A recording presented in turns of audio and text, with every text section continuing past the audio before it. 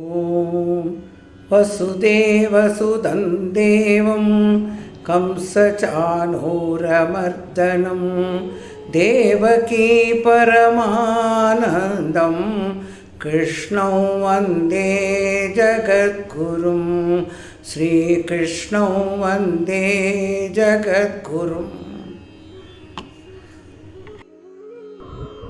ओम श्री परमात्मने नमः।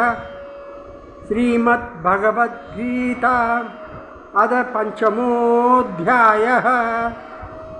अर्जुन उवाच सन्न्यासं कर्मणां कृष्ण पुनर्योगं च संसति यच्छेययेतयोरेघं तन्मे ब्रूहि सुनिश्चितम्।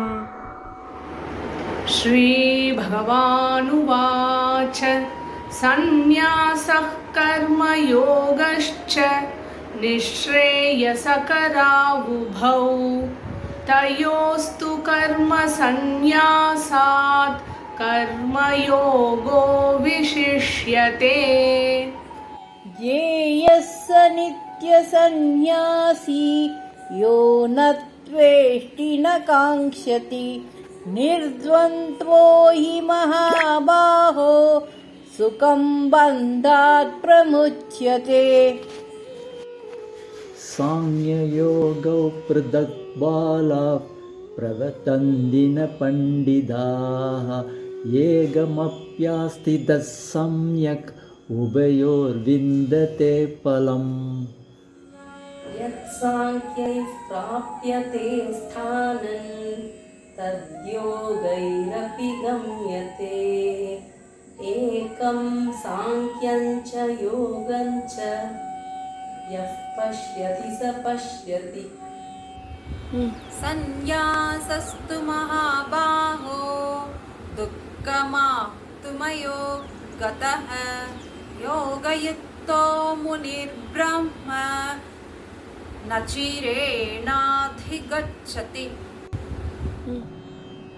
योगयुक्तो विशुद्धात्मा विजितात्मा जितेन्द्रियः सर्वभूतात्मभूतात्मा कुर्वन्नपि न लिप्यते।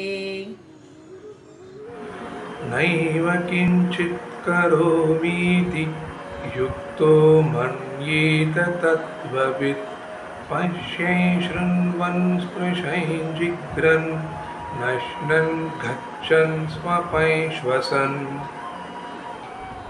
प्रलपन् विसृजन् गृह्णन् नुन्मिषन् निमिषन्नपि इन्द्रियाणीन्द्रियार्थेषु वर्तन्त इति धारयन्। ब्रह्मण्यादाय कर्माणि सङ्गं त्यक्त्वा करोति यः लिप्यते न स पापेन पद्मपत्रमिवाम्भसा। कायेन मनसा बुद्ध्या केवलैरिन्द्रियैरपि योगिनः कर्म कुर्वन्ति सङ्गं त्वत्त्वात्मशुद्धये। युक्तः कर्मफलं त्यक्त्वा शान्तिमाप्नोति नैष्ठिकीम्। अयुक्तः कामकारेण फले सक्तो निबध्यते। सर्वकर्माणि मनसा सन्न्यस्यास्ते सुखौ वशी नवद्वारे पुरे देहि नैव कुर्वन्न कारयन्। न कर्तृत्वं न कर्माणि लोकस्य सृजति प्रभुः न कर्मफलः संयोगं स्वभावस्तु प्रवर्तते। न दत्ते कस्यचित् पापं न चैव सुकृतं विभुः अज्ञानेनावृतज्ञानं तेन मुह्यन्ति जन्तवः। ज्ञानेन तु तज्ज्ञानै येषान् नासितमात्मनः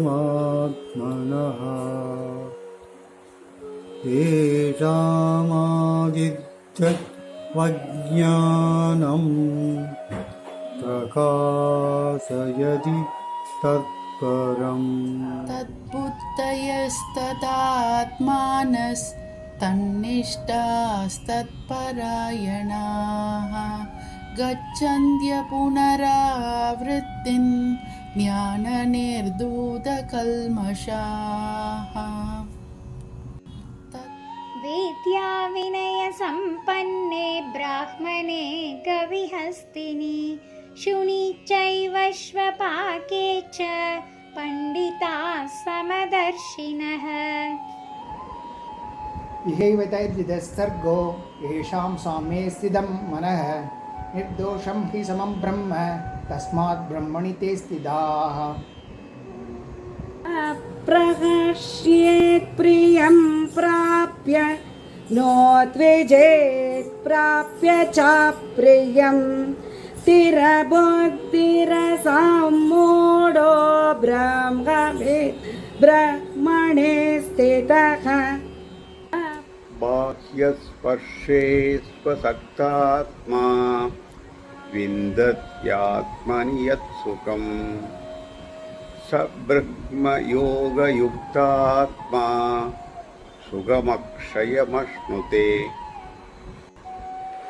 ये हि संस्पर्शजा भोगा दुःखयोनय एव ते आद्यन्तवन्तः कौन्तेय न तेषु रमते बुधः शक्नोति हैव यः सोढुं प्राक्शरीरविमोक्षणात् कामक्रोधोद्भवौ वेगं स युक्तः स सुखी नरः योऽन्तः सुकोऽन्तरारामस्ततान्तर्ज्योतिरेवयः स योगी ब्रह्मनिर्वाणं ब्रह्मभूतोऽति गच्छति लभन्ते ब्रह्मनिर्वाणं रहयक्षीणकल्मषाः छिन्नद्वैधायतात्मानः सर्वभूतहिते रताः कामक्रोधवियुक्तानायथीनायथ चेतसाम् अपिथो ब्रह्मनिर्वाणौ वर्तते विदितात्मनाम् हर्षान् कृत्वा बहिर्बाह्यां षट्चोच्चैवान्तरे भ्रुवोः प्राणापानं समौ कृत्वा नाशाभ्यन्तरचारिणौ यतेन्द्रियमनोबुद्धिर्मुनिर्मोक्षपरायणः विगते च भयक्रोधो यः सदा मुक्त एव सः भोक्तारे यज्ञतपसां सर्वलोकमहेश्वरं सुहृदं सर्वभूतानां ज्ञात्वा मां शान्तिमृच्छति ॐ तत्सदिति श्रीमद्भगवद्गीतासु उपनिषत्सु ब्रह्मविद्यायां योगशास्त्रे श्रीकृष्णार्जुनसंवादे कर्मसन्न्यासयोगो नाम पञ्चमोऽध्यायः। ॐ श्रीकृष्णार्पणमस्तु। योगेशं सच्चिदानन्दौ वासुदेवव्रजप्रियं धर्मसंस्थापकौ वीरं कृष्णौ वन्दे जगद्गुरुं श्रीकृष्णौ वन्दे जगद्गुरुं. जय श्री कृष्ण.